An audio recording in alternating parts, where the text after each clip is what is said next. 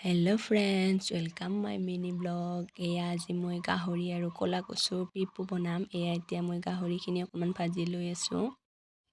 ইফালে মই এতিয়া ক'লা কচুৰ পিপুটো ধুই মেলি ৰেডি কৰি লৈ লৈছোঁ। ইফালে আকৌ পিঁয়াজ, জ্বলা, নেহৰু, বিলাহী কাটি লৈছোঁ, আলু এটা দি দিছোঁ আৰু ইফালে এতিয়া মই কচুখিনি ভাজি আছোঁ। ৰং দি দিলোঁ ইয়াতে অকণমান, তাৰপিছত এতিয়া অকণমান লাৰি দিম। আপোনালোকে ক'লা কচু পিপু বা বগা কচুৰে পিপুটো কেনেকৈ খায় প্লিজ কমেণ্টত জনাব। গাহৰি মাংসৰ লগত বেছি সোৱাদ হয় আৰু শুকনা গাহৰিটোৰ লগত বেছি সোৱাদ হয়। এতিয়াই খাব ভাল হৈ আছে এইকেইদিনতে, ক'লা কচু বা বগা কচু হ'লেও, আৰু কেইদিনমানৰ পিছত পানী হ'লে আৰু খাব নাপাম। মই এতিয়া দি দিলোঁ জ্বলা আৰু নেহৰু পিচি থোৱাটো।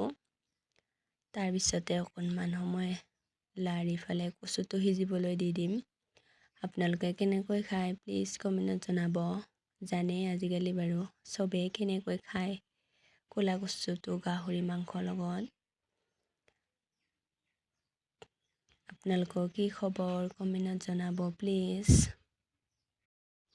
এতিয়া মোৰ কচুখিনি ভাজা হৈ গ'ল। এতিয়া মই পানী দিম। পানীটো মই ইমান বেছি নিদিওঁ বাৰু, আৰু অকণমান দি দিম। আপোনালোকে কেনেকৈ খায়, পানী দিয়ে নে নিদিয়ে বাৰু কচু ভাজিলে গাহৰিৰ লগত? মই কিন্তু পানী দিওঁ দেই অকণমান হ'লেও।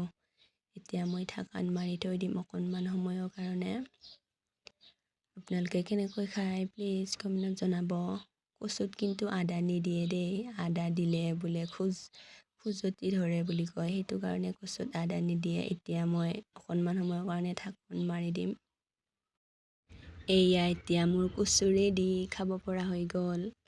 এতিয়া মই ইয়াতে বিলাহী কাটি থোৱাখিনি দি দিম।